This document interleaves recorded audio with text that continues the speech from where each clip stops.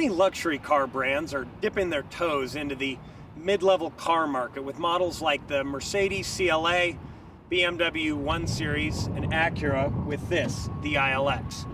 So what kind of sacrifices do you make to get a luxury car brand for under $30,000? As it turns out, quite a bit. I'm your host, Alex Lefriec, and let's hit the open road.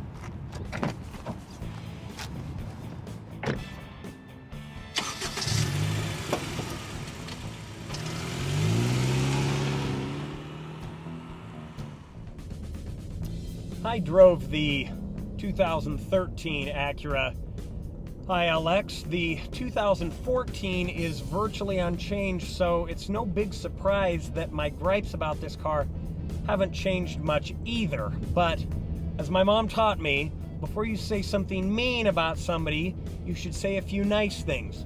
So here's some things that I like about the ILX. First off, I think it looks pretty handsome, especially from the front.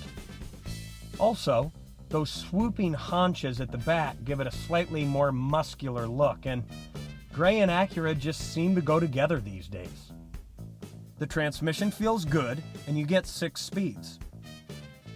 You also get this cool red start button and a premium stereo system that would make Pavarotti blush. The seats feel good and are heated. It has a back seat where real people can sit and a trunk where you can put real-sized things. So things are looking pretty good, right?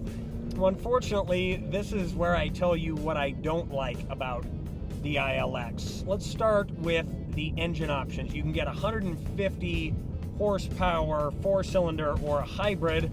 Those are both guaranteed to be absolute garbage. This is the one you want. 201 horsepower, 2.4-liter 4-cylinder, 170 pound-feet of torque, 6-speed manual. It's the same setup you get in the SI, and although it is supposed to be fast, it's really not. It's okay for zipping around town, but when you really get on it, you just want so much more. And it sounds sort of fast. The exhaust feels much more at home on the Civic Si than it does on this car. This sounds like a tuner car exhaust, and this is really supposed to be a sport luxury sedan. So I wish that Acura would have thrown away the Si exhaust and said, we're going to put an exhaust on here more fitting of a luxury car. And while the car's nimble enough, the steering is really, really light, and so is the clutch pedal, and you end up sacrificing a lot of feel. Also, the center screen, which is available with navigation, Sirius XM radio, and smartphone integration, seems really, really small.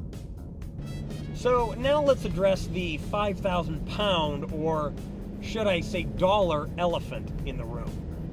Why would anybody ever buy the ILX over the Civic Si when the Civic Si starts at $4,200 cheaper? If you want to get the same engine and transmission as the Civic Si, the gap becomes even bigger.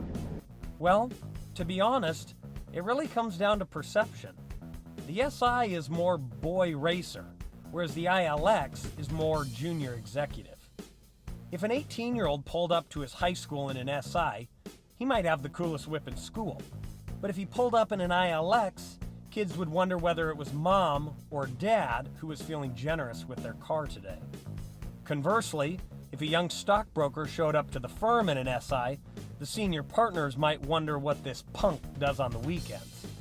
In an ILX, they'd probably see a young professional who wants a small taste of the good life.